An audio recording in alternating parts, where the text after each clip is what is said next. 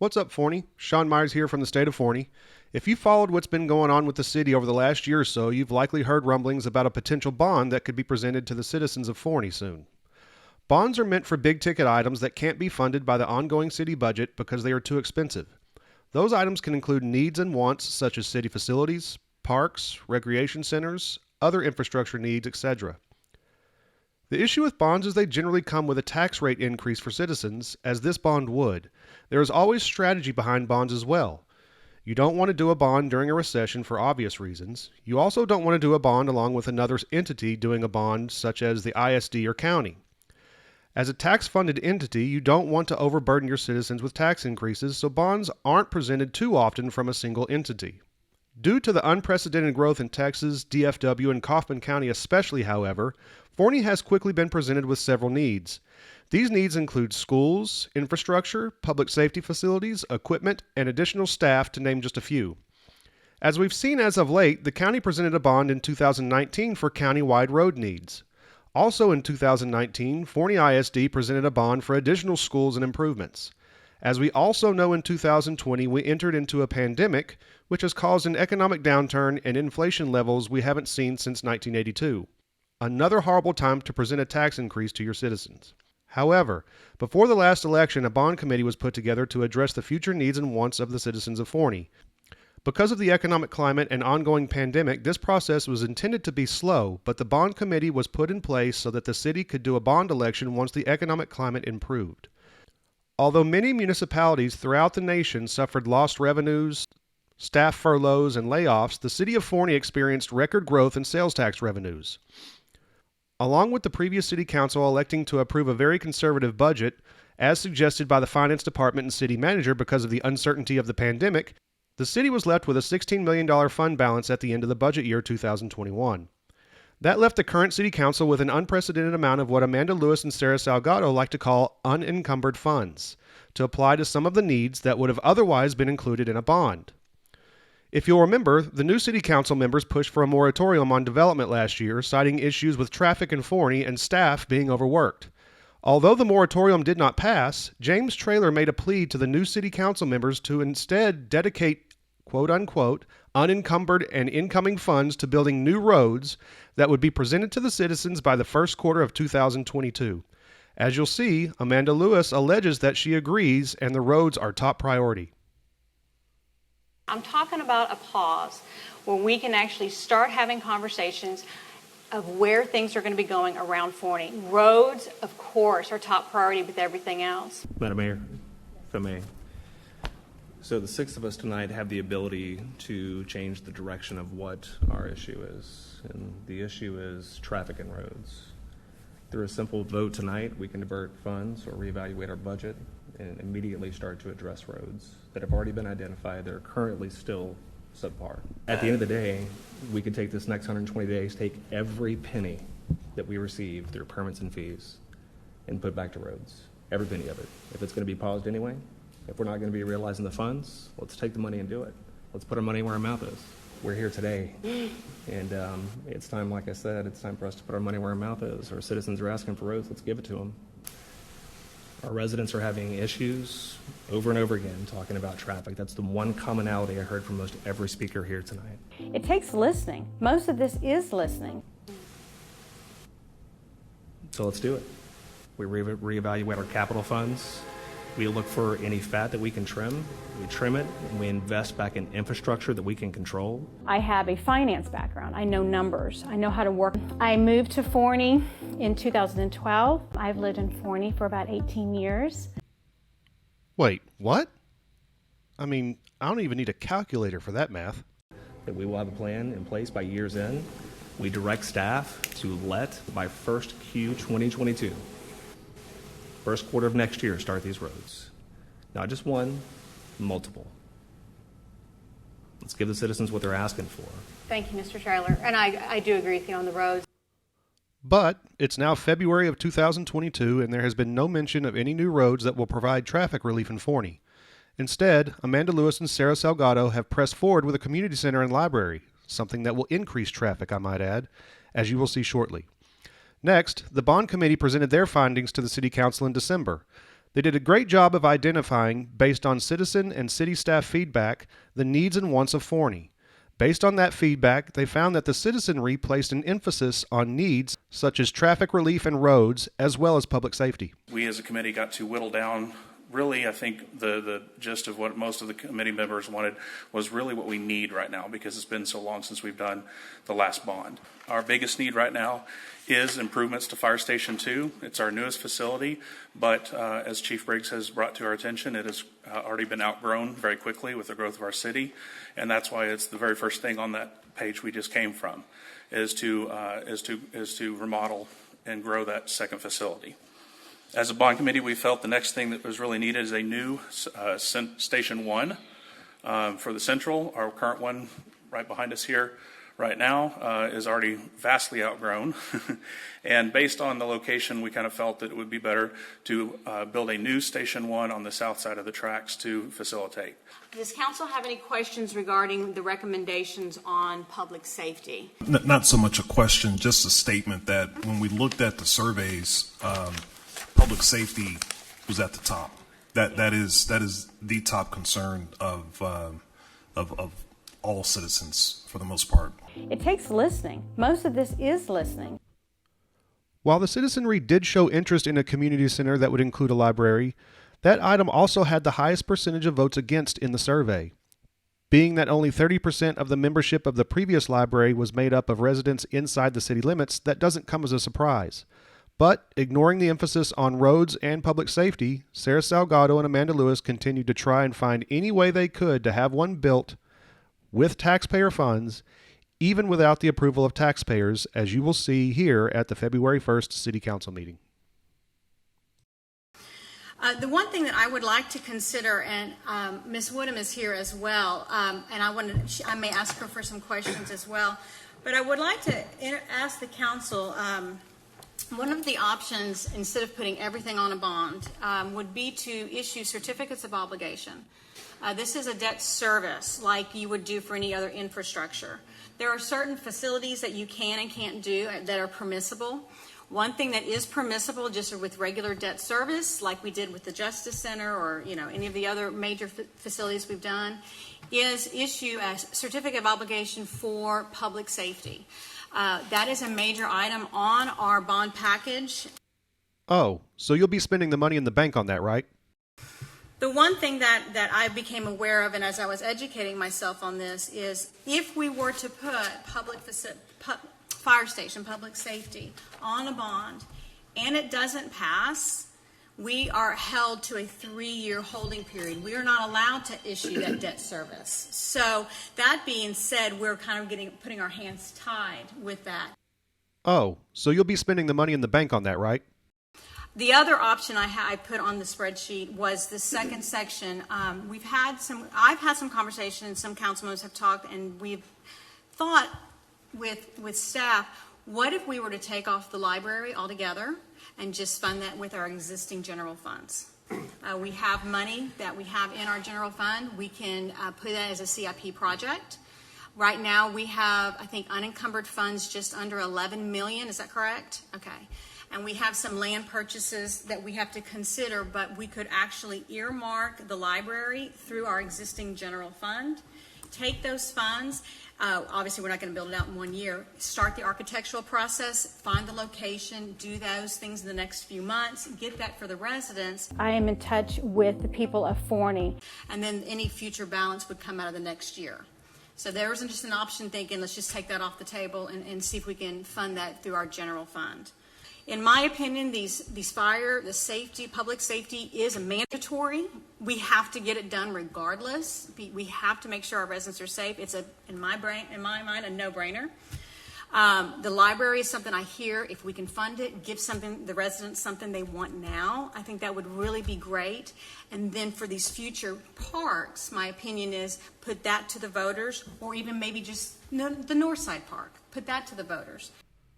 The problem with certificates of obligation is that they take the control of issuing taxpayer debt out of the hands of the citizens, and they still come with the same tax burden and tax rate increase that a bond does, but without voter approval.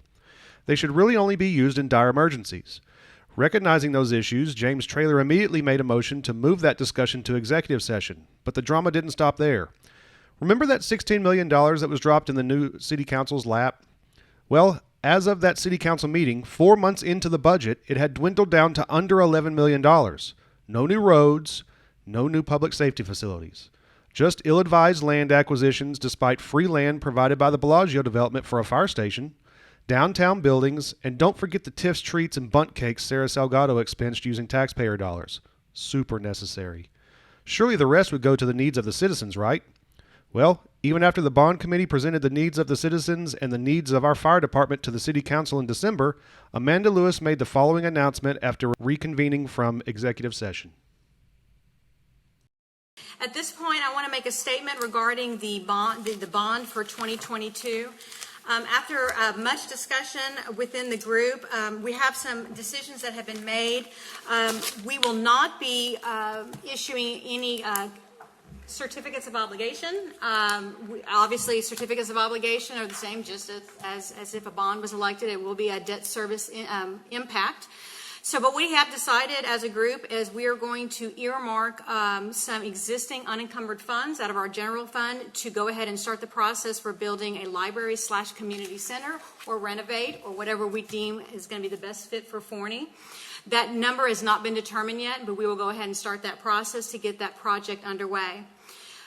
That also being said, the bond will actually be moved to the November ballot, and it will include 3 different sections. We will have a public safety fire station section. We will have a community park and a north side park, and community park and north side, which is Parks and Rec, and roads. In my opinion, these fire, the safety, public safety is a mandatory. We have to get it done regardless. We have to make sure our residents are safe. It's in my mind, a no-brainer.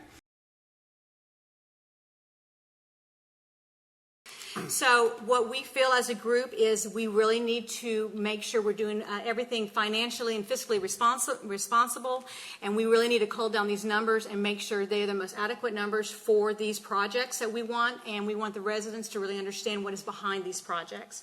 So we're going to propose that we move the bond to the November election. This left many citizens, fellow council members, city staff, and the Forney Fire Department in disbelief. Remember, both the Forney Fire and Police Associations supported the Three Amigos during their campaign. Somehow, despite the pleas from the citizens of Forney, city staff, and fellow council members, the Three Amigos find a community center to be more important. Well, as you will see next, that decision didn't go over well, and at the very next city council meeting on February 15th, Amanda Lewis demonstrated one of the greatest backpedal demonstrations of all time by reading a prepared statement about the issue. Next is action item number 2 to discuss proposed bond projects. I want to let you know that after further conversations with city management, our fire chief, and first responders, it is apparent that some of the public safety elements of the bond need to be acted upon now. It takes listening. Most of this is listening. I am in touch with the people of Forney. I will ask Chief Briggs to come up in a few minutes and elaborate, but I want to point out that there is a necessary action that needs to occur tonight. As we know, the location of Fire Station Number 1 in relation to the train and the lack of space in Fire Station Number 2 are major concerns. Just note, these are our only 2 stations responsible for providing service for 80 square miles in and around Forney, otherwise known as the Emergency Services District. Public safety and roads goes without saying as top priorities of the residents, and we as a council is the responsible party to be the driving force to get them prioritized and completed, even ahead of the curve if necessary. The first problem the Forney Fire Department faces is the number of resources we currently have versus the number of service calls it responds to.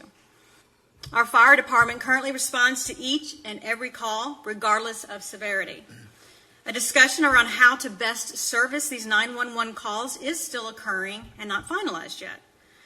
In lieu of throwing more resources at a problem without a conversation around expanding dispatch, does both a disservice to our residents and its taxpayer dollars.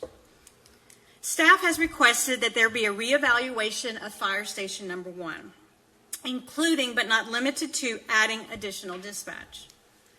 Fire Station Number 1 design as presented does not have adequate space, and I am not comfortable with the likelihood that the city would need to go back to the taxpayers at a later date or issue debt to make additions to Fire Station 1 simply because it was not designed and built for the proper growth. In the interim, while a redesign is evaluated, the fire department would like to add a company, engine, and equipment on a separate location on the south side of the tracks on an interim basis. When Fire Station Number 1 is satisfactorily redesigned and built, all these resources would then relocate to the new station. Delaying this portion of the bond is sufficient as long as we have the new resources started in this interim this year. Second, the expansion of Fire Station Number 2 is satisfactory with management and should start immediately. Please note that a delay to the November ballot adds at least a year to its completion. The public safety prioritization is our responsibility and should be done sooner rather than later. It is in the best interest that there be a redesign of Fire Station Number 1, implementation of additional resources at a separate temporary location, and immediately begin work on Fire Station Number 2. But I am first going to make a motion to revisit the design of Fire Station Number 1, add resources at a separate temporary location for the interim, and immediately begin the work necessary to expand Fire Station Number 2. The additional firefighters, equipment, and engine as this interim solution is estimated at $1.3 million.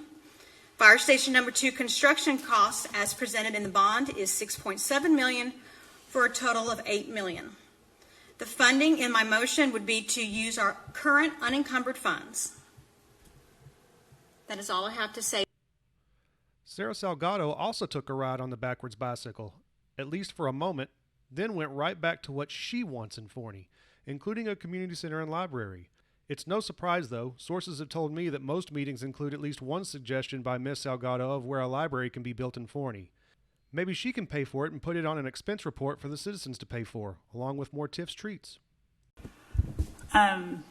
There's nobody more disappointed than me that this is not going to be on the bond this May. I've really been looking forward to presenting this to the voters, but after looking at what's been presented, I do feel like that I am not willing to put this in front of the voters unless the numbers are exactly what we want them, just because I don't want to ask for a penny more than we need, and it comes down to that. I'm confused. She elected to use unencumbered funds for a community center library 2 weeks ago, which would not have gone in front of the voters. She just seconded a motion to now use those funds for public safety improvements so it won't go in front of the voters. Clearly backpedaling is not Ms. Salgado's forte. And I was really hoping that we'd be able to use our unencumbered funds for something like a community center or a library. I'm actually disappointed that we can't, but the safety of our residents comes first. That's the only thing that would dissuade me from wanting to pursue a library or community center. But that's kind of how I'm feeling, is that I really feel like the numbers need to be tightened up a little bit before we take it to the voters, because I want a Northside Park, I want a community center, I want a library, and I want to make sure that the numbers we present are what the voters will vote yes on. I mean, we cannot afford to not have it pass. So that's just, I don't know, that's my thoughts. We need to be able to talk to the right people and represent everybody instead of just leaving it up to one or two people. In the end, the citizens and fire department finally got their way, albeit with no plan for staffing and no hard numbers on construction costs. $8 million was pledged to provide a new fire truck, a temporary location to house it, and renovations to Fire Station Number 2. That leaves less than $3 million of unencumbered funds in the bank, assuming the projects don't go over budget. No plan for a new fire station south of the railroad tracks, no staffing for an additional fire station, or any new plan for additional roads to relieve traffic in the city. With the above concerns still pending, just 4 months into the budget, that leaves what was a $16 million fund balance all but empty. After the meeting, Sarah Salgado continued her backpedaling and attempted to sell her poor planning and decision-making to her constituents on social media as a stellar performance. She claims there have been many needs that have been neglected for quite some time, and she recognizes public safety is at the top of that list. She goes on to take credit for pay raises, staff increases, and equipment purchases, all of which occurred in previous budgets outside of the pandemic budget mentioned earlier.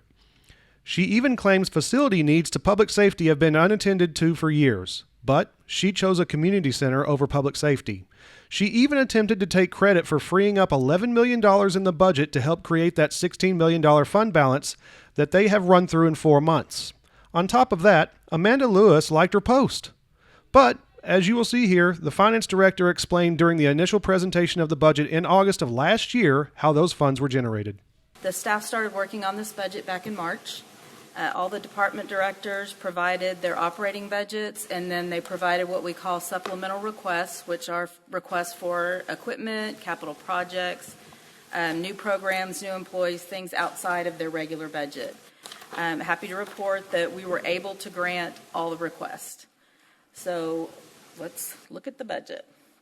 Our general fund is the main fund for the city, and this shows that we're having a really good year for 2021. We budgeted very conservatively because we prepared the budget during the pandemic. We have had record building, record growth, record sales tax. This last month we had the highest sales tax collection in 1 month that we've ever had in the history of Forney. So all that to say, we expect to finish the year with about $16 million in our fund balance. Thank you, previous city council, city manager, and staff. Why lie about that? Perhaps not accomplishing any of their campaign promises means that now they have to take credit for others' accomplishments? At this rate, the way they are running through the budget, only 4 months into the budget year, there is a real chance next year's budget will come with a shortfall. Either way, decisions moving forward just got much harder. The bond has been kicked down the road, roads have been kicked down the road, and a Southside fire station kicked down the road. Too bad the police and fire associations can't get their money back. If you want to view the meetings, Facebook post, and a PDF version of the bond presentation, I have provided links to all of them in the description here on YouTube. There's a lot of things that haven't been progressing as fast as they could because we haven't had the right elected officials meeting face to face with the people that can really make a difference. The citizens are not being represented properly. We need to review our financials. We need to see where the funding is going. There needs to be efficiencies in funding. For more videos like these, subscribe to the State of Forney on YouTube and like and share the State of Forney on Facebook.